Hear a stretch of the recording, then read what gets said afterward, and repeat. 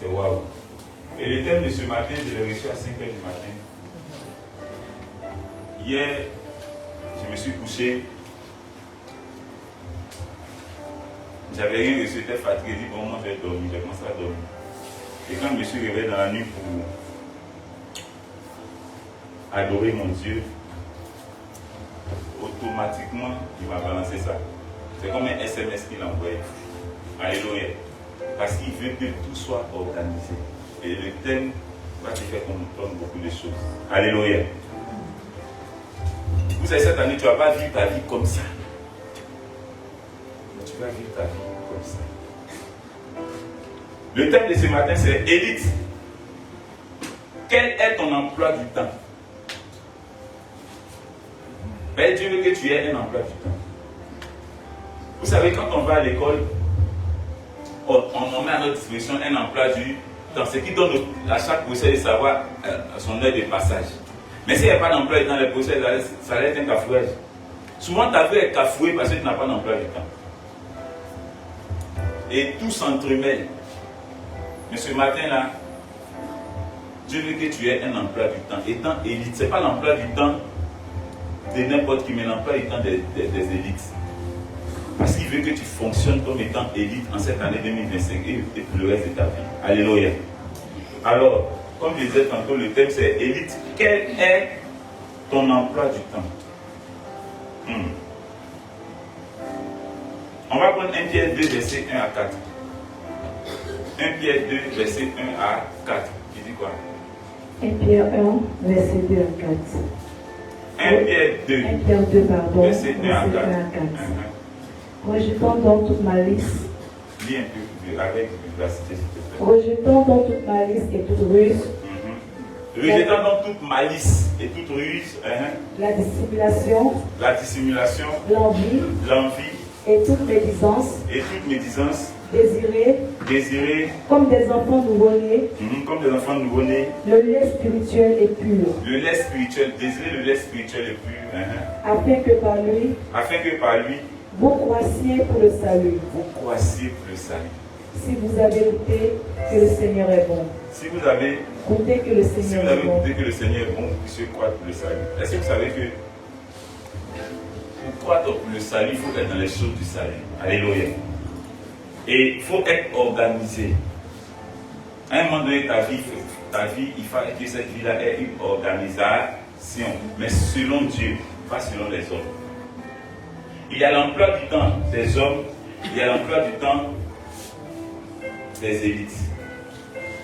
Vous voyez, un élite par exemple, il emploie plusieurs personnes, mais lui-même a son emploi du temps personnel à lui, n'est-ce pas? C'est comme un chef d'entreprise. Chaque compartiment a son rôle, mais lui, il est le superviseur de tous les compartiments. Maintenant, il s'est fait un emploi du temps que le directeur des ressources humaines n'a pas. Il s'est fait un emploi du temps que le directeur financier n'a pas. Et ainsi de suite. Et son emploi du temps diffère de leur emploi du temps. Mais leur emploi du temps dépend de son emploi du temps. Parce que toi, ton emploi du temps, plus l'emploi du temps doit dépendre de ton emploi du temps. Parce que la vie, tu es venu que ta famille soit bénie. Donc ton emploi du temps, là, il y a plusieurs autres emplois du temps qui sont liés à ça. Et c'est toi maintenant qui donne aux autres leur emploi du temps. Et c'est lui qui donne le travail, c'est celui qui donne les heures de travail. C'est pas ça? Mais c'est pas ça. Mais il faut que lui-même d'abord, il connaisse les choses, qu'il soit organisé, qu'il soit sous l'organisation des autres. Alors, tout à l'heure, 1 Pierre 2, verset 1 à 4, nous a dit quoi? Pourquoi cette sortie? D'abord, il faut accepter le lait maternel. Et quand tu as le lait maternel, à un moment donné, tu dois croire les choses de la maturité. On n'est pas élite en étant bébé. N'est-ce pas? On peut être chrétien, bébé. Mais lorsqu'on devient élite, on n'est plus bébé. C'est nous maintenant qui amenons les bébés à être matures. Donc ici, c'est un emploi du temps d'un élite qui est le chrétien mature. On est d'accord? Alors, déjà, ça commence par quoi? En premier lieu, dans ton emploi du temps, ce qui est prioritaire sont les activités de l'Église. Je répète, La priorité dans ton emploi du temps, c'est quoi? Les activités de l'église. Et ça, si tu n'as pas compris ça, tu vas penser fonctionner selon Dieu, mais tu fonctionnerais selon toi-même ou selon le monde. Lorsque les activités de l'église ne sont pas en priorité dans ton emploi du temps, tu veux l'emploi du temps de l'église n'est pas la priorité dans ton emploi du temps, alors bien aimé, tu n'as pas d'emploi du temps selon Dieu. C'est que tu n'as pas d'emploi du temps selon Dieu. Regardez, les cultes de mercredi, on les a mis à 19h30. Dieu le fait à dessein. Que tout le monde soit présent. Et le dimanche qui est le sabbat, il est fait aussi à dessein pour que tout le monde soit présent. C'est-à-dire le programme de l'église, l'emploi du temps de l'église, d'abord est la priorité dans ton emploi du temps personnel à toi. C'est ce qui même fait la couverture de ton emploi du temps. Alléluia. Donc ton emploi du temps est contenu dans l'emploi du temps de l'église. L'église est prioritaire. On est d'accord? Donc tu peux l'appeler savoir, on fait combien de cultes à l'église? Et on est censé, il y a les activités de l'église, il y a quelle et quelle activité dans lesquelles je suis impliqué. Et c'est ça d'abord tu notes. Les heures, les jours. Est-ce qu'on se comprend un peu? Maintenant c'est en fonction de ça, tu dis, ok, ça c'est intouchable. Ben, c'est déjà préétabli par Dieu lui-même. Donc ça d'abord, ça devient la priorité dans toi, ton emploi du temps. Et c'est après avoir considéré ça que tu considères autre chose. On est d'accord? Et c'est ce travail-là que Dieu veut que tu puisses faire. Pour que tu vois la différence entre 2025 et puis les autres années. Vous savez, c'est des choses qu'on ne prend pas au sérieux, mais que Dieu considère. Dieu veut être la priorité dans ton emploi du temps. Or, pour que Dieu soit la priorité dans ton emploi du temps, c'est l'emploi du temps qu'il t'a donné à l'église qui devient la priorité dans ton emploi du temps. Et Dieu veut que tu puisses mettre ça au premier plan. C'est après ça que le reste vient. Donc après ça maintenant, tu as mis l'emploi du temps de Dieu en priorité, au premier plan. Et tu sais qu'on monte, on descend. Ça là, j'obéis à ça. Ça là, c'est la priorité. Même, maintenant, c'est cet emploi du temps que tu imposes à ton employeur. Si toutefois, tu n'es pas patron que tu es employé. On est d'accord? Donc de ça maintenant, on passe à l'emploi du temps de ton travail. Parce que l'emploi du temps de ton travail ne doit pas empiéter sur l'emploi du temps de l'église. On est d'accord? Donc c'est l'emploi du temps de l'église que tu prends. Quand tu vas chercher, tu vas chercher le travail, là, tu as déjà un emploi du temps établi. Et c'est avec ça que tu vas chercher le travail. On est d'accord? Donc quand tu as ton employé, tu te dis non, voilà, tu dis, ah, moi voici mes temps de disponibilité. C'est-à-dire après avoir enlevé l'emploi du temps de l'église, voici maintenant tes temps de disponibilité. C'est ce qui maintenant va te faire avoir le travail, c'est-à-dire l'emploi, tu fais respecter l'emploi du temps selon les hommes. Et c'est ce qu'on n'arrive pas à faire. Et c'est ce qui fait qu'il y a beaucoup de problèmes. On est d'accord? L'emploi du temps de l'église. Quand tu imposes ça à ton employeur, même s'il ne va pas essayer ça à 100%, mais il va faire des efforts. Vous n'avez pas remarqué ça? C'est parce qu'on ne fait pas ça, c'est ça. Tu dis, ah, moi voici mes activités à l'église. C'est des activités que je ne manque pas. Donc vraiment, tel jour, à telle heure, tel à telle heure, je serai obligé d'être absent. Parce que je disais, mais Dieu en priorité. Même si le monsieur ne croit, même s'il ne croit pas en Dieu, mais il sait que Dieu existe. Alléluia. Ça veut dire par toi, rien qu'en imposant ton emploi du temps, ça met ton employeur à réfléchir pour dire, mais attends, c'est moi qui suis censé donner un emploi du temps. Pourquoi il vient me dire que non, tel et tel, on ne touche pas? Non, on touche pas. À ça, tout ça, on a touché à ton Dieu. En modifiant ces heures-là, en touchant à ça, là, on a touché à ton Dieu. Et je n'ai jamais vu quelqu'un mettre Dieu en priorité et puis manquer de quelque chose. C'est impossible. Mais aujourd'hui, dans les églises, c'est devenu, on se fout de Dieu en live. On dit non, tu as chanté chez ta, on dit non, mais dimanche, oui. Tu n'es pas serré. C'est celui qui veut t'employer la pièce serrée. Est-ce qu'on se comprend un peu? Non, tu n'es pas serré. Un chrétien n'est jamais serré. Donc c'est l'emploi du temps de Dieu qui est prioritaire sur tout le reste. Et lorsque tu décides d'obéir à ça, l'emploi du temps de ton travail ne vient pas empiéter dessus. On est d'accord? Et ton employeur commence à s'adapter au fur et à mesure. Il dit, bon, c'est vrai, tu as dit qu'il y a 2 jours dans la semaine, tu vas, mais au moins on va commencer par 1 jour, et puis après on va voir, pardon, et puis après il voit que non, on passe à 2 jours. Ainsi de suite pour finir. L'emploi du temps de Dieu est respect. Mais on a peur. On hésite, on dit, ah, il ne faut pas y perdre mon travail. Et c'est qui donne le travail? N'est-ce pas Dieu qui donne le travail? Donc l'emploi du temps de ton travail est subordonné à l'emploi du temps de l'église. Mais l'emploi du temps de l'église n'est pas subordonné à l'emploi du temps de ton travail. Ne fais pas cette erreur. Donc les deux là sont tellement joints qu'il faille savoir qui est avant l'autre. C'est l'emploi du temps de l'église qui est avant l'emploi du temps de ton travail. Quand tu as réglé ça, c'est gagné. Alléluia. Et c'est ce que Dieu veut pour cette année. Ne fais pas les choses autrement. Si tu veux passer du lait maternel à la nourriture solide, ne fais pas les choses autrement. Si tu veux passer des 10 000 que tu gagnais à des millions, ne fais pas les choses autrement. Obéis à l'emploi du temps de l'église. Et tous les autres emplois du temps sont subordonnés à ça. On est d'accord? Maintenant, on va rentrer dans ce qui est personnel. Parce que les 2 que j'ai cités là, on va dire c'est global, n'est-ce pas? L'emploi du temps de l'église concerne tout le monde. L'emploi du temps du travail, normalement, tu as des collègues aussi que ça peut concerner. Mais je vais dire que, après ces 2 choses-là, maintenant on va passer à quoi? À ta vie de méditation personnelle. Tout ça ne veut pas dire ton emploi du temps. Ta vie de méditation personnelle.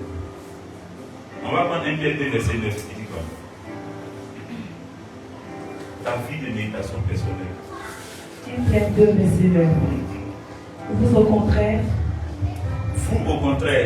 vous êtes une race élue. Vous êtes une race élue. Un sacerdoce royal. Un sacerdoce royal. Une nation sainte. Une nation sainte. Un peuple acquis. Un peuple acquis. Afin que vous annonciez les vertus de celui qui vous a appelé. Les vertus de celui qui vous a appelé des ténèbres à son admirable lumière. Alléluia. Est-ce que vous savez l'utilité de la méditation personnelle? Quand tu médites de façon personnelle, c'est pour bien évangéliser. Donc tu t'instruis pour aller dire, tu puisses pour aller donner. Donc ta vie de méditation personnelle est un élément prépondérant dans ton emploi du temps. Étant élite, tu dois avoir un temps de méditation. Et ici, il y a un avantage, que tu saches lire ou pas, tu médites. Parce que la méditation se fait en faisant quoi? En écoutant. Et en réécoutant. C'est tellement flexible. Et la vie de méditation personnelle, plusieurs ne l'ont pas. C'est pas prendre la Bible, ouvrir et puis dire, je suis tombé sur Thomas. Thomas dit, je suis tombé sur Matthieu. Matthieu dit, je suis tombé sur Luc. Luc dit, je suis tombé sur Jacques. Non. Parce que ta vie de méditation personnelle est liée à l'enseignement qui est donné à l'église. C'est selon cet enseignement-là que tu fais ta méditation personnelle. Et vous avez la grâce d'avoir à votre disposition tout ce qui est message ici. Donc ta méditation personnelle te donne, bien aimé, d'être réglé dans ce que tu fais. Et d'être réglo également dans ce que tu fais. Parce que ça te donne de fonctionner selon le mode de fonctionnement de Dieu. Donc avoir une vie de méditation personnelle, c'est prépondérant. Et tous ces éléments que nous sommes en train de citer là, après tu vas t'asseoir et tu vas établir les choses. Mais pour là, on te donne les éléments qui doivent faire partie de ton emploi étant élite. Alléluia. Donc ta vie de méditation personnelle, elle est très, très, très importante. La Bible, tout à l'heure, on vient de lire là, dans 1 Pierre 2, verset 9, il dit quoi? Il dit quoi? Nous sommes un sacerdoce quoi? Royal. Un roi n'a pas c'est-à-dire, la réflexion d'un roi est différente de la réflexion du peuple. On est d'accord? Le peuple fonctionne selon la réflexion du roi. Mais le roi ne fonctionne pas selon la réflexion du peuple. Donc c'est le roi qui donne des instructions et le peuple suit. Donc toi, ta vie de méditation là, elle est un profit de plusieurs qui sont censés se convertir au travers de toi. Donc ne joue pas avec ta méditation. Parce que la Bible, c'est la révélation de la parole de Dieu qui libère. Ce n'est pas les rivabas qui libèrent, mais c'est la révélation. Or, pour avoir la révélation de la parole de Dieu, il faut que tu aies une vie de méditation personnelle. Chose que beaucoup n'ont pas. Dans ta journée, là, il faut que tu aies un temps de méditation personnelle. Ne rate pas ça. Ne laisse pas les 24 heures passer sans avoir eu ton temps de méditation personnelle. Tu vas revoir ton emploi du temps. Et ce qu'on est en train de donner comme message aujourd'hui est assuré. Vous allez voir les témoignages qui vont s'en suivre. Ta vie de méditation personnelle ne joue pas avec. Ça va t'emmener à comprendre des choses, à mieux entrer dans l'esprit du message. Alléluia. Mieux appréhender les différents aspects du message.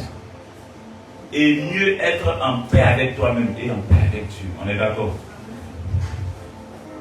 Et après ça, après ta vie de méditation, ton temps de méditation personnelle, il y a ton temps d'adoration personnelle. Ton temps d'adoration personnelle. Waouh! Ça, il y a tellement à dire dessus. Ton temps d'adoration personnelle. Parce que plusieurs n'ont pas de temps d'adoration personnelle. C'est-à-dire qu'ils adorent Dieu occasionnellement. Ça et là. L'adoration à Dieu n'est pas liée au fait que j'ai entendu une bonne nouvelle, mais c'est lié au fait que j'ai reçu le royaume des cieux. Et le fait que tu aies reçu le royaume des cieux t'emmène à adorer Dieu perpétuellement. Et si l'adoration n'est pas partie prenante de ton emploi du temps, tu n'es pas encore converti. Ne joue pas avec ton temps d'adoration personnelle, c'est mon secret ça.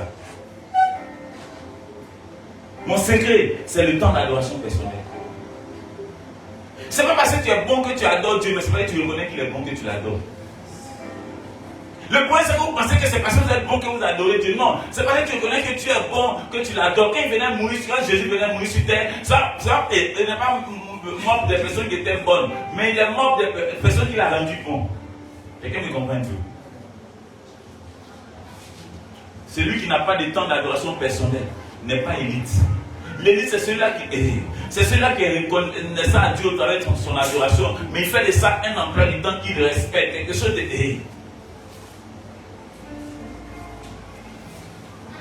Que j'ai eu une bonne nouvelle ou pas, mon temps d'adoration personnelle. Parce que la bonne nouvelle, tu l'as eu à ta conversion. On t'a annoncé que Dieu le Père, notre Seigneur Jésus-Christ, nous a béni de toutes ces blessures spirituelles dans le céleste en Christ. On t'a annoncé que tu as le salut, tu as la vie éternelle. On t'a annoncé que tu as le royaume des cieux. On t'a annoncé que ce n'est plus toi qui vis, c'est Christ qui vit au travers de toi. On te l'a déjà dit. Et ce n'est pas une réalité, mais c'est une vérité. Pour laquelle tu dois adorer Dieu de façon vraiment constante. Ton adoration doit arriver au stade de la constance. Est-ce qu'on est d'accord? Une constance évolutive.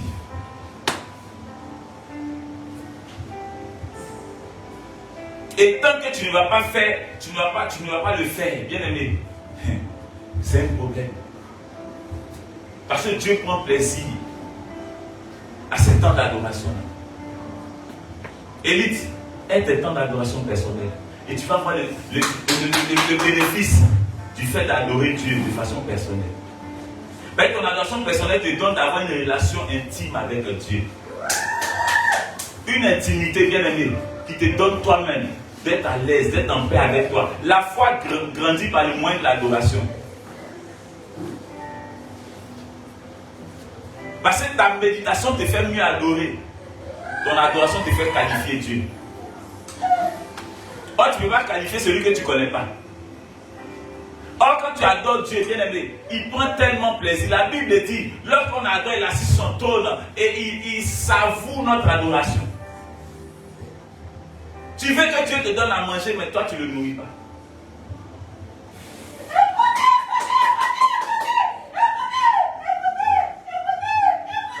Calmez-la. Dieu n'est pas dans, Dieu est dans l'organisationnel. Il est dans l'organisationnel. C'est parce qu'on écoute que je parle. Est-ce que quelqu'un me comprend?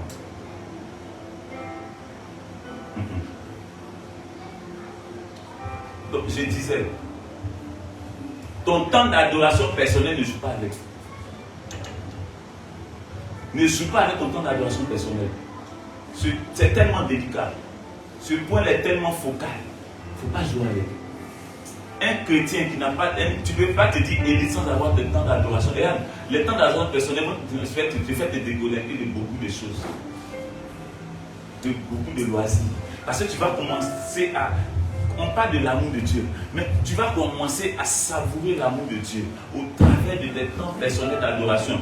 Au départ, ça peut être 30 minutes par jour, mais à un moment donné, ça monte à 1 heure. Tu ne te rends pas compte toute une demi-journée. Et tu vois que, mais les 30 minutes là, tu ne laisses pas tomber. Est-ce que tu comprends un peu? Ah, c'est ça, la discipline de l'adoration. Et tant que tu n'as pas de discipline dans ton adoration c'est une adoration, ça et là. Mi-fille, mi-raisin. C'est ça mon secret. Et je ne joue pas avec. Je ne joue pas avec mon épouse. Je ne joue pas. Il ne faut pas jouer avec des temps d'adoration. Et des temps d'adoration, ce n'est pas forcément la nuit. Toi, si tu veux, tu peux le faire matin. Tu peux le faire à midi. Là, importe peu. Parce que ce qui te qualifie, c'est ton cœur. Ce n'est pas les moments de la journée. Non, il fait jour, il fait nuit. L'adoration de nuit n'est pas plus qualifiée, n'a pas plus de valeur que l'adoration de jour. C'est celui qui adopte qui donne la valeur à l'adoration. Quelle est la posture avec laquelle tu viens adorer? Ce n'est pas l'heure qui importe. Donc, je ne vais pas te dire une heure, mais je te dis les éléments qui doivent faire partie de ton emploi du temps. L'adoration est prépondérante, elle est primordiale. Il a fait de toi un sacerdoce royal. Tu n'as pas mérité cela. De par une simple conversion, il fait de toi un sacerdoce royal. Et ce Dieu-là mérite ton adoration, mais toi tu ne mérites pas d'adorer. Quelqu'un me comprend un peu? Ce n'est pas plus grâce que nous adorons Dieu, ce n'est pas par mérite. Donc, dans ton emploi du temps, si tu n'as pas qualifié l'adoration, c'est que tu n'as rien compris. Qualifie l'adoration et tu verras en cette année 2025 là, ça va te choquer, ta vie même va te surprendre, ta vie va surprendre ton entourage. Parce que bien aimé, lorsque la Bible dit Moïse partait à la montagne, il adorait et son visage, on ne pouvait pas regarder tellement son visage brillait. Mais ce n'est pas ton visage qui va briller, mais c'est celui qui fait briller le visage qui est en toi. Par ton adoration personnelle, qui Dieu est en toi, va se mouvoir, va se faire voir, va se faire sentir, va se faire percevoir. Parce que l'adorateur n'a pas un cœur méchant. Et même si tu es méchant, quand tu as une vie d'adoration personnelle, tu deviens bien. Tu étais mauvais quand tu as une adoration personnelle, tu deviens bien. La vie d'adoration personnelle te forge quant à la qualité de vie que Dieu attend de toi. Ne joue pas avec la vie d'adoration personnelle. C'est un élément prépondérant dans ton emploi du temps. Étant élite de Dieu. Étant élite. Déjà, même étant élite, même n'a pas mérité d'être élite. Mais c'est quelqu'un qui a payé le prix. Et il t'a fait élite. Il te fait bénéficier du prix qu'il a payé. Et toi, dans ton emploi du temps, il n'y a pas un temps de reconnaissance à celui qui t'a qualifié. De façon personnelle, tu n'as pas un temps de reconnaissance. Tu viens à l'église quand on dit temps d'adoration, la fin de la deux, toi tu lances ton adoration de la semaine qui est là. Non, tu n'es pas encore élite. Tu n'es pas encore élite. Il y a le temps d'adoration qu'on fait en groupe, mais il y a le temps d'adoration personnelle. Et Dieu prend tellement plaisir à cela. De voir que toi tu as dégagé un temps pour lui. Et puis tu viens lui être reconnaissant. Dieu ne résiste pas à ça. Je sais quel bénéfice, quel profit j'ai eu en le faisant. Et quel profit j'ai encore en le faisant. Bien aimé, c'est. Vous pensez que moi je crois en Dieu là, c'est par rapport à quoi? Quand il te dit c'est fait, c'est que tu vois douter, mais c'est fait toujours. J'ai tiré ça de l'adoration. J'ai tiré ça de cette qualité d'adoration. Aujourd'hui, les messages que vous recevez, c'est le fruit de mon adoration personnelle. C'est le fruit de mon adoration personnelle. C'est là. Il m'a dit mon fils, prends ceci, prends tel, prends et puis je le notais. C'est ce que vous recevez aujourd'hui. L'adoration personnelle te fait avoir une relation avec Dieu. Moi, mon souhait, c'est que tu sois intime à Dieu. Tu ne peux être intime à Dieu qu'en ayant une vie d'adoration personnelle. Parce que lorsqu'on adore, c'est chacun qui parle à Dieu. Mais c'est faux. Ce n'est pas dans cette salle-là seulement que tu es appelé à le faire. Il n'a pas de lieu approprié pour l'adoration, mais il y a des cœurs appropriés pour l'adoration.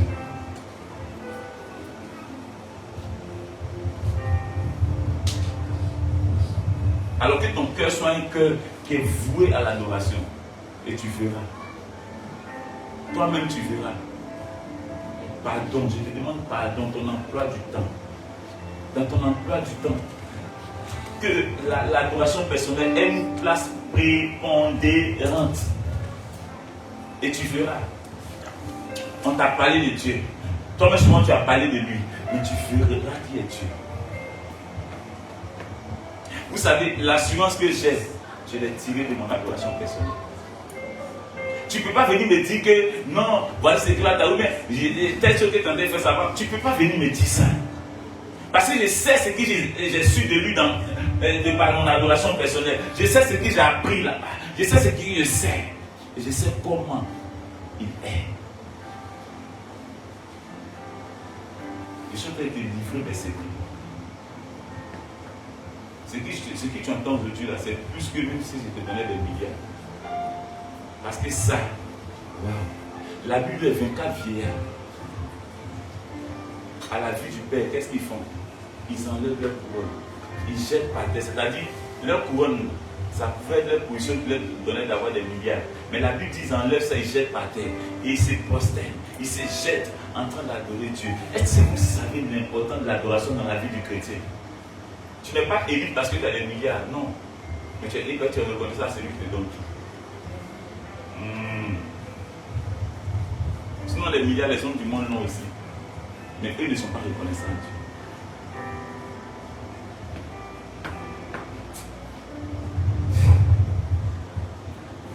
Vous savez, rien que pour parler ce message m'a fait tellement de bien. Et j'ai béni Dieu. Parce qu'il a dit, Seigneur, si tu mets ça à disposition de l'Église, c'est que tu as vraiment décidé de quelque chose. Ce message-là, regardez, ça suit l'enseignement qu'on a donné à la nuit d'adoration qui était basé sur quoi? C'était quoi? Quoi? Quoi? Non, c'était une question. C'était quelle question? Hein? Voilà, Élite manifeste sur l'amour de Christ. Et je crois que le vendredi, Dieu est rentré dans des choses. Maintenant, aujourd'hui, tu dis, sois organisé. Et dans cette organisation, l'adoration a une place prépondérante. Les gars, c'est pas parce que j'ai mangé que j'adore Dieu. Mais c'est parce que c'est le Dieu qui en moi est rassasié.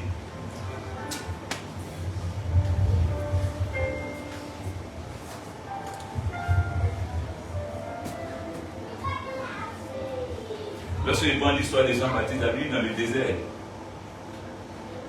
Jean-Baptiste mangeait des sauterelles. Mais ça ne l'empêchait pas d'adorer Dieu. Il n'avait pas de gaz ni de fête pour préparer le sauterelle afin que le sauterelle puisse pour qu'il mange. Mais la Bible dit, Jean-Baptiste avait voué toute sa vie à Dieu. Il pouvait adorer Dieu dans le désert n'ayant pas de vêtements comme tu l'as aujourd'hui. Mais toi, tu as des vêtements. Tu as une maison où tu dors. Dans le désert, il n'avait pas de maison. Et toi, tu dis, je n'ai pas encore eu de bonnes nouvelles, Seigneur, je n'ai rien vu. Et ton adoration est mitigée.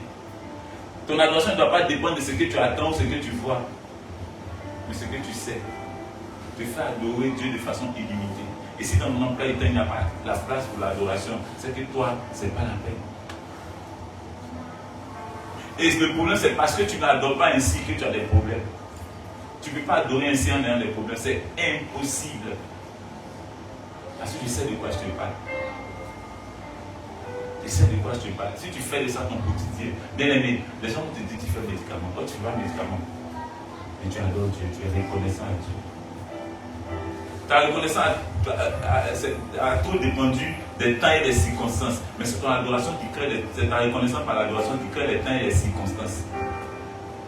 Parce que pendant que tu es en train d'adorer Dieu, tout ce qui a été, il a déjà préétabli les choses. Donc pendant que tu l'adores, c'est-à-dire tout ce qui avait été mis en place, automatiquement il claque. Tu vois, tout prend forme. Tout prend forme. tout prend forme, tout prend forme. Et toi-même tu sors de l'adoration, c'est comme si tu fais une activité dans laquelle on gagne peut-être 100 francs.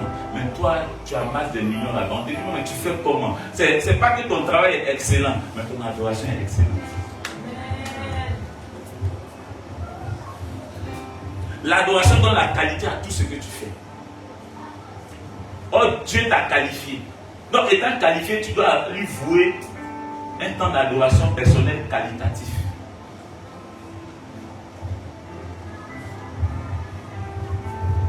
Et bien aimé, si nous nous adonnons à cela, je vous assure, il n'y aura aucun démuni dans cette église. Mais nous serons la solution à la vie des démunis. On se comprend? Parce que ton adoration te fait manifester l'amour de Dieu. Ton adoration te fait sentir l'amour de Dieu. Oh, Dieu aime pour aider. Et ton adoration va t'amener à être une aide pour plusieurs. Dieu aime dans le but d'aider. Parce qu'un adorateur, c'est quelqu'un qui a la compassion de Christ en lui. Regarde, il y a des choses que tu vas découvrir, savoir de Dieu.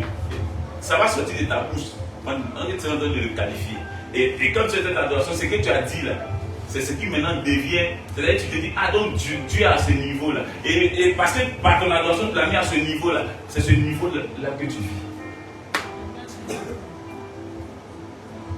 Toi, tu penses que Dieu peut seulement t'habiller, mais sans te faire avoir te faire être la matérialisation de ce qu'il a accompli. En te faisant même avoir des maisons et donner des maisons à toi, tu n'as rien compris. Quelqu'un me comprend un peu. Va au-delà, tu as déjà le ciel. Et tu as bien le secret. Pardon. Parce que souvent, tu as mal. Aujourd'hui, tu peux bien adorer parce que tu as eu l'argent. Mais demain, ton adoration est mitigée parce que tu n'as rien. Et quand c'est comme ça, tu es un opportuniste. Un adorateur n'est pas opportuniste. Mais il est l'opportunité elle-même. Et quand tu as l'information, bien aimé, tu deviens. C'est-à-dire, les gens t'entendent adorer et ça leur donne envie d'adorer. Et là, tu es dans la maison, peut-être que tu es encore en famille. Tu as parlé de Jésus, ils ont dit non, nous, ton Dieu, il faut nous laisser. Mais un jour, tu entends adorer dans la chambre et ton frère qui donne la chambre avec toi entre et il t'écoute, il t'entend adorer. Et tu entends dire des choses de Dieu que lui-même il ne sait pas. Quand tu sors de là, tu te lèves, tu vois que quelqu'un t'a pleuré à côté de toi, il entre dans l'adoration. Ton adoration personnelle, plusieurs fois je suis en train d'adorer et il y a des personnes qui m'ont écouté. Moi je ne savais pas. Mais quand je sors de l'adoration, ces personnes souvent sont interpellées et disent mais c'est quelle qualité d'adoration ça? Parce que quand regarde, ce n'est pas ton intelligence personnelle qui adore Dieu, ce n'est pas ton intelligence intellectuelle qui adore Dieu, c'est ton cœur qui adore Dieu. Moi-même à chaque fois je suis impressionné par cette adoration-là. Parce que des choses qui sortent de moi et je finis même, je pleure parce que je me dis, mais attends, regarde, ton adoration personnelle va te faire entrer dans le cœur de l'adoration. Et quand tu es dans le cœur de l'adoration, ça devient pour toi plus important que la nourriture. Ça devient plus important que tout. Mais quand tu n'as pas dans le cœur de l'adoration, ton adoration est circonstancielle. C'est là que tu te verras adorer parce que tu as eu. Mais quand tu es dans le cœur de l'adoration, tu adores parce que tu as tout. Tu adores parce que tu es tout. Et tu es reconnaissant à celui qui l'a fait. Élite, voici ce que tu as en train de faire. Pardon, que ton adoration ne dépend plus du matériel. Mais le matériel sera soumis à toi. Les opportunités, tu ne vas plus courir derrière les opportunités, mais elles vont venir à toi. Je vous ai dit qu'un politicien pour avoir son argent n'a pas bien lui dit donne-moi l'argent. Viens faire ses éloges. Si lui qui est simple homme, tu viens, tu fais ses éloges, tu dis non, vraiment tu es la personne indiquée. C'est toi-même que tout, le quartier qui est là-bas, la ville, là, tu es mobilisé là. Eux tous, nous tous, c'est toi on attend. Hormis toi, là, il n'y a pas quelqu'un. Un homme, tu lui dis ça. Il sort son chéquier, puis il prend là, il te donne. À plusieurs fois, les Dieu. C'est ce que David a découvert. Dieu lui a dit, tu es l'homme selon mon cœur. n'a pas compris. David a percé le mystère de l'adoration. Et c'est ce qu'il a qualifié. Ta vie d'adoration personnelle, ce n'est pas discutable. Entre dedans. Et tu vas voir quelque chose, tu vas expérimenter quelque chose. Tu peux avoir le chaos autour de toi. Tout le monde dit non, c'est fini. Mais toi, adore Dieu. Dis merci à Dieu. Parce que dans ce chaos, il y a une lumière que toi tu es. Or, le chaos, c'est l'obscurité. La lumière, c'est ce qui éclaire l'obscurité. Bon, donc, toi, tu ne dois pas te voir étant dans le chaos comme les autres le voient. Mais ta présence là, c'est la solution qui est là. Donc, tu adores Dieu, c'est que toi, la solution, tu es là où il y a le problème. Mais quand la solution n'est pas là où il y a le problème, elle n'est pas efficace. Quelqu'un me comprend un peu. Donc, voilà l'entendement dans lequel ton adoration personnelle là, va être excellente. Et va exceller.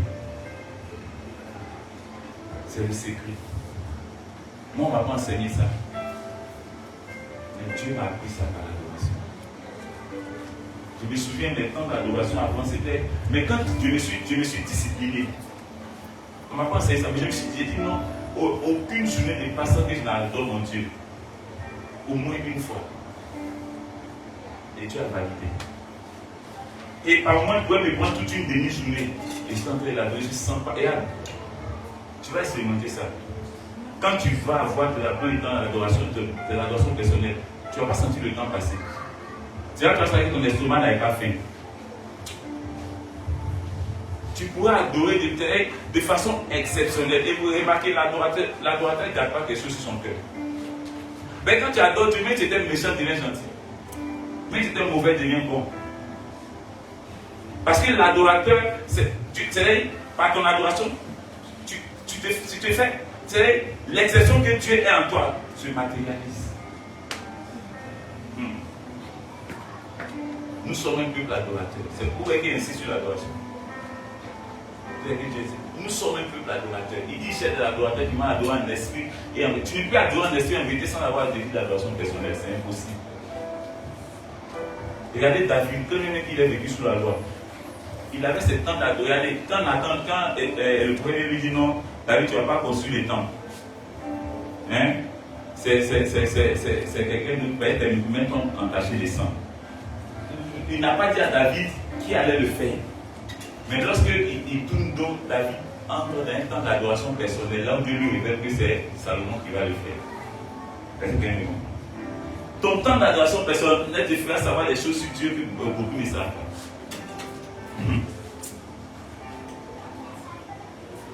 Par moment, quand il parle, vous êtes impressionné, ma source, c'est là. C'est le temps d'adoration personnelle. Je ne suis pas libre. C'est la qualité, c'est ce qui te fait devenir précieux aux yeux de Dieu. L'adoration personnelle. Tu t'es trop lamenté. Il est temps maintenant d'adorer Dieu. Toute solution se tourne dans l'adoration. Toute solution se tourne dans l'adoration. David adorait Dieu à un point que regardez. Et ça m'a choqué. Quand David partait prendre Nathan, et il partait prendre les choses qui s'appellent la main, Uri, pour le tuer, et prendre sa femme, il était déjà adorateur. Est-ce que vous savez ça? Mais quand il finit ça, quand Nathan vient le voir, il lui dit non, mais toi tu as mis, et puis tu as tué l'autre pour prendre une qu'il avait. Regardez, Nathan a été choqué par le comportement de David. Automatiquement, quand la fille dit ça, David avait le droit de mort sur tout le royaume. Il pouvait dire à ses gars, venez tuer Nathan, il est venu fouiller. Il est venu foutre la merde, il m'a manqué de respect. Mais qu'est-ce que David a fait? Automatiquement, il a fait quoi? Il s'est jeté par terre. Dieu a oublié ce qu'il a fait, mais Dieu a appris ce qu'il faisait maintenant. Toi, tu n'as pas compris. Regarde, c'est la profondeur de la vie chrétienne qu'elle a. Ce n'est pas parce que tu es bon par tes actes que tu es chrétien. Arrêtons de nous distraire. Tu mens. Ou bien, mais c'est parce que Dieu emploie les bons. Mais regarde, David avait une. Regardez, lui, il a vécu sous la loi. Mais quand j'ai lu le psaume 51, j'ai dit, le monsieur il est malade. On va prendre le psaume 51. Il dit, oh Dieu, aie pitié de moi dans ta bonté. Selon ta grande miséricorde. Et Nathan entend ces paroles. Il dit, mais attends, ce monsieur il est malade ou bien. Je viens lui dire que tu es plus rien la réaction qu'il a. Nathan était impressionné par l'adoration de David. Et il a su que David n'était pas son premier jour d'adoration, mais il avait la nature de l'adoration, il avait l'habitude de l'adoration. Il dit, oh Dieu, et il sort un chapitre qu'il n'avait jamais entendu de quelqu'un auparavant. Mais c'est de lui que nous on entend ça. Est-ce que quelqu'un me comprend? Il sort un poème poétique à Dieu. Il dit, oh Dieu, aie pitié de moi dans ta bonté. Selon ta grande miséricorde, efface mes transgressions. Lave-moi complètement mon iniquité et purifie-moi mon péché, car je reconnais avoir péché contre toi seul. J'ai fait ce qui est mal à tes yeux. Mais, en sorte que il a dit quoi là même? Sera juste dans ta sentence. Et lisez-moi le psaume 51. Rapidement. Il faut lire ça avec la sécurité. Aujourd'hui, pour adorer, les gens vont lire les psaumes, c'est pas ça? C'est pas parce qu'ils lisent les psaumes que je l'adore bien. C'est parce que je crois en Dieu que je l'adore bien. Est-ce que quelqu'un me comprend? Lis.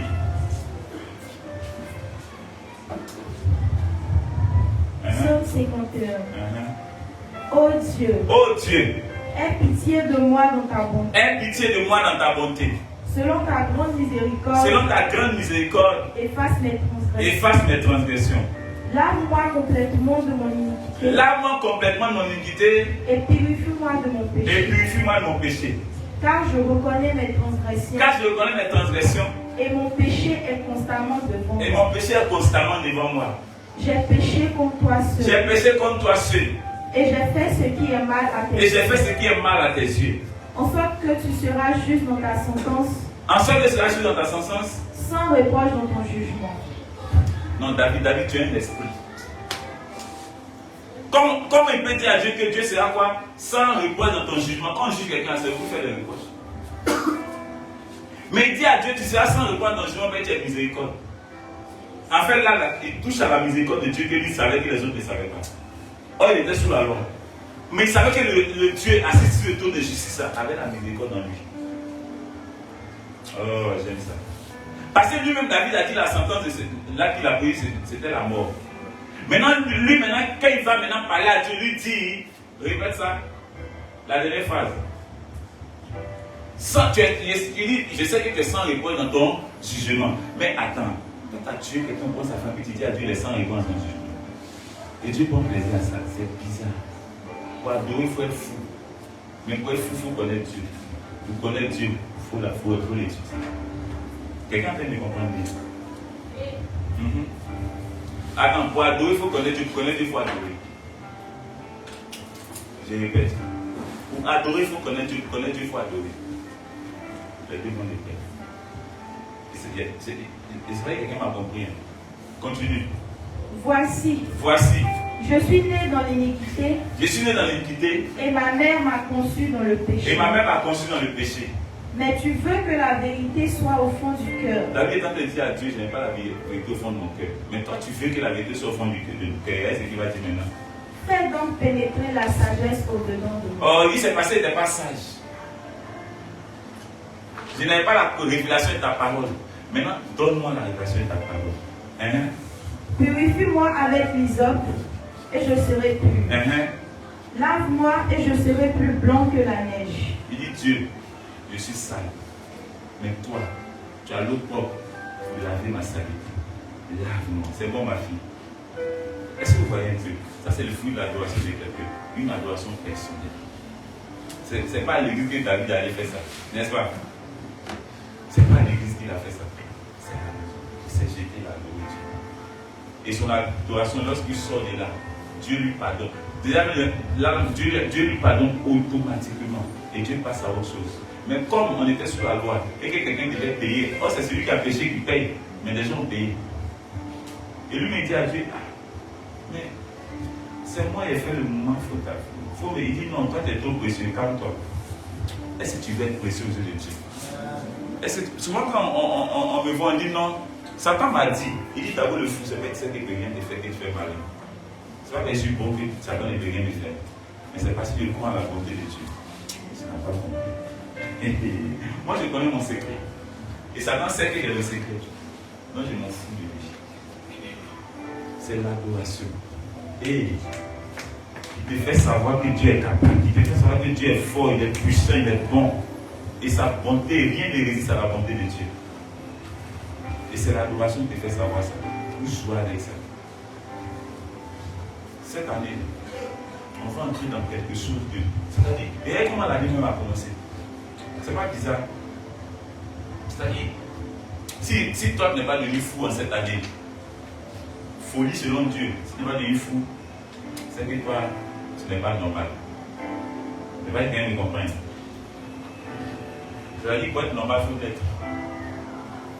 C'est un homme normal qui devient fou. Mais si tu n'es pas fou cette année, ça n'a pas été normal. C'est que toi-même, tu es un néant total. L'adoration personnelle. Il y a des fois où, c'est-à-dire, toute fois que je sors de l'adoration personnelle, mon âme est résolue au point que moi-même, c'est-à-dire, simplement regarder quelqu'un me fait voir ses problèmes. Est-ce que vous voyez un peu?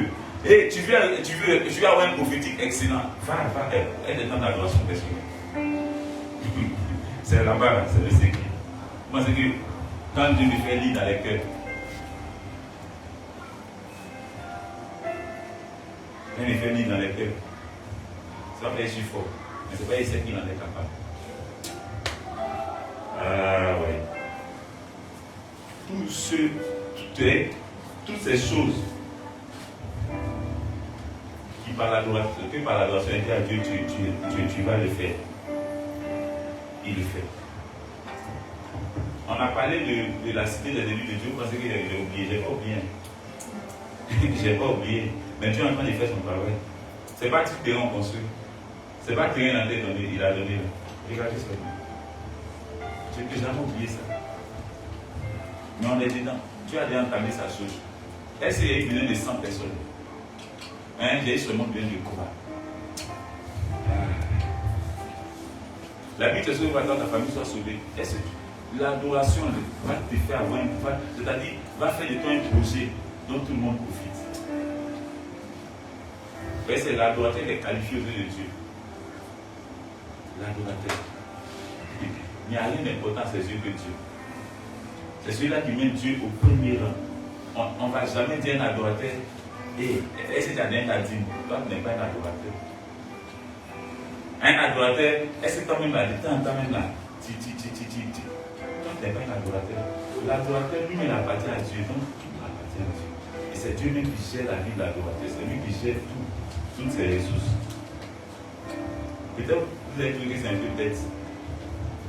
Oh, c'est pas bête. C'est-à-dire qu'il arrive des fois où moi-même je me suis content et dire à Dieu pour cet argent et disposer ça comment?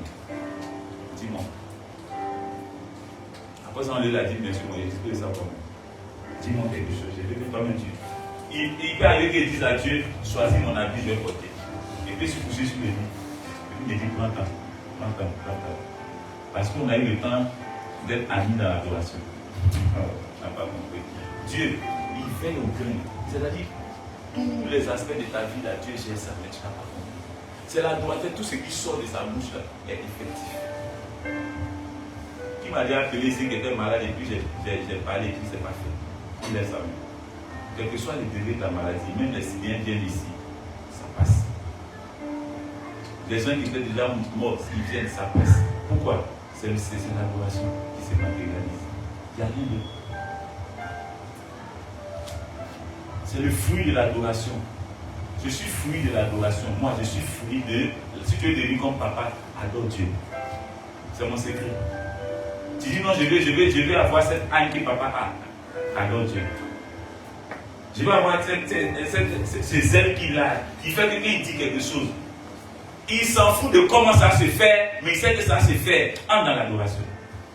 C'est là-bas là, je puise. Et je continue de puiser. Donc je te montre depuis.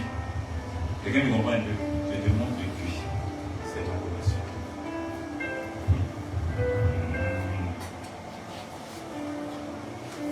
Maintenant, dans ton emploi du temps, il y a quelque chose de ton temps d'évangélisation. Quelqu'un me comprend? Ton temps d'évangélisation. Parce que la Bible dit quelque chose que par toi ta famille soit sauvée. Ta famille, c'est pas forcément ta famille biologique. Mais c'est le corps du Christ. Alléluia. Donc, tu es souhaité que toi ta famille soit sauvée. Vous savez, il y a des livraisons qu'on fait en groupe ici. Mais Dieu l'a dit, tu l'as dit, non, ça, je parle de Jésus au moins une personne. On réussit ça ici comme c'est une récitation.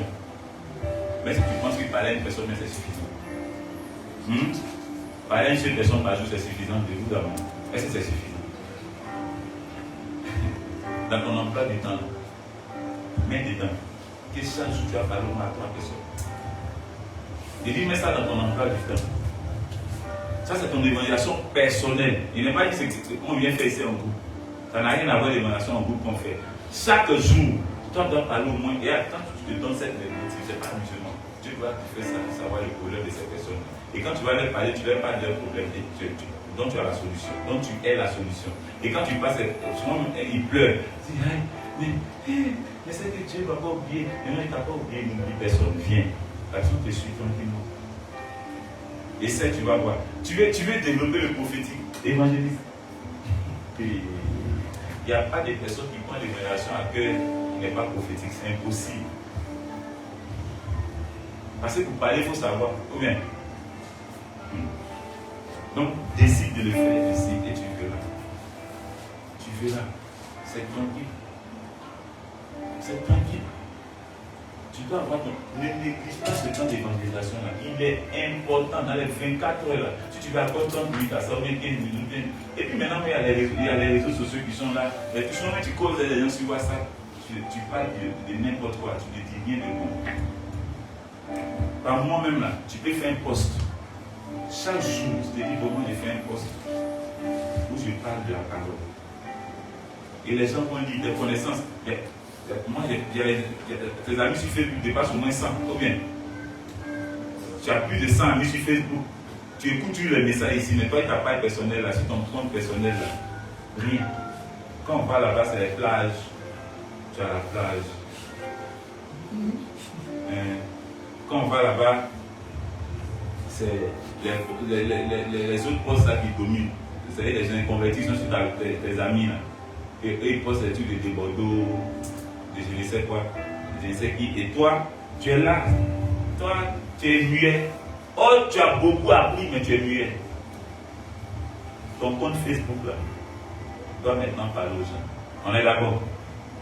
C'est-à-dire, chaque message ici même, un seul message peut te faire poster des trucs sur 2 ans. Et tu poses juste un truc qui va attirer l'attention des gens qui vont te poser des questions, parler tout. Et puis en inbox, tu les prends, c'est fini. Est-ce qu'on se comprend un peu? Ou encore même, toi personnellement, tu peux créer ce qu'on appelle un groupe. Ou ce qui tu reçois ici, là, tu donnes ça. C'est tellement simple. Et chaque jour, tu mets quelque chose là-bas. Chaque jour, tu mets quelque chose, ça va susciter des réactions qui vont susciter des conversions. C'est ce que Dieu attend de toi. Ça doit faire partie de ton emploi du temps. Est-ce que tu as bien noté ça? Ce temps d'évaluation, cette qualité d'évaluation, doit faire partie de ton emploi du temps. Ça n'a rien à voir avec l'évaluation en groupe qu'on fait ici. Ok. Maintenant, ton temps de repos ou de sommeil. Ça va faire partie de ton emploi du temps. Ça va pas parler de ça. Parce que les gens aujourd'hui, quand vous avez ce message qui est sorti, c'était il ne dort plus. Il ne dort plus du tout, toute la nuit, je dois prier. Ce n'est pas de ça qu'il est parlé. Lui m'a dit qu'il faut dormir un peu. Ton temps de sommeil, là, il faut dormir. Il n'y a pas de problème. Et très souvent, c'est la nuit. À moins que lui-même était réveillé dans la nuit. On est d'accord? Mais ce que tu maîtrises dans l'emploi du temps, c'est ce que tu fais étant éveillé. Comment c'est faux? C'est ce que tu fais étant éveillé, là. C'est ce que tu maîtrises. Et là, tu es éveillé, tu ne dors pas. Donc tu dis, j'ai fait tant. Mais quand tu dors, là, tu ne te contrôles plus. Comment c'est faux? Mais tu es obligé de dormir. Parce que Dieu a fait le système pour qu'on puisse dormir et nous réveiller. On est d'accord? Donc ton sommeil fait partie de ton emploi du temps. Tu dors de quelle heure à quelle heure? C'est ça. Parce qu'il y a la discipline aussi dans le sommeil. Et ça, l'Africain ne connaît pas ça. Mais l'Africain lui dort quand il n'y a plus. Les gens de télé, si on dit qu'il a dormi à 23h demain, là, il va dormir à 2h du matin, il est là. Il est sur son portable. Ou bien c'est-à-dire, ces heures de sommeil là, sont pas. Et ça fait qu'à chaque fois, il y a les céphalées. Tu vois que tu es toujours fatigué. dors pour récupérer. C'est important. Ça aussi, ça fait partie de l'emploi du temps. C'est parce que tu as récupéré que la journée, tu arrives à obéir, à respecter tout l'emploi du temps. Mais c'est faux. Mais la nuit, tu n'as pas dormi. La journée, tu es là et tu somnoles. Où est pas le mail africain? On ne fait que somnoler durant la journée. Mais c'est faux. Quand il y a un bac à quand tu es roulé, quand tu tournes ta tête, déjà, la moitié des biens. Souvent, c'est. Donc, ça aussi, c'est spirituel. Mais il n'a pas dit délice seulement dans le sommeil. Sommeil, c'est quoi? Il va dormir. En fait, Dieu là, c'est parce que tu as été actif même que tu dors. Et ton sommeil est validé par Dieu lui-même. C'est parce que tu as obéi à tout ce qui a été dit au départ là, dans le courant de ta journée, que quand tu dors bien lui-même là, il fait de ton sommeil un sommeil paisible, tranquille. Et tu dors et puis Dieu te réveille et puis il est content. Tu dors. Est-ce qu'on est d'accord? Et tu te réveilles, on dirait un nouveau-né, tout ton corps là, c'est requinqué. Qui a déjà vu ça? Souvent tu dors, comme tu sens que quand tu partais dormir, tu étais fatigué, mais c'était requinqué. Mais si tu respectes ce temps de sommeil, comme tu vas voir que maladie ne peut pas s'éloigner de toi. Tu seras toujours Dieu parce que ton corps, ton esprit a le temps de se reposer et de récupérer pour que la journée là, tu puisses respecter l'emploi du temps que tu t'es donné. Alléluia. Qui a reçu quelque chose? Si tu as reçu quelque chose, acclame Jésus.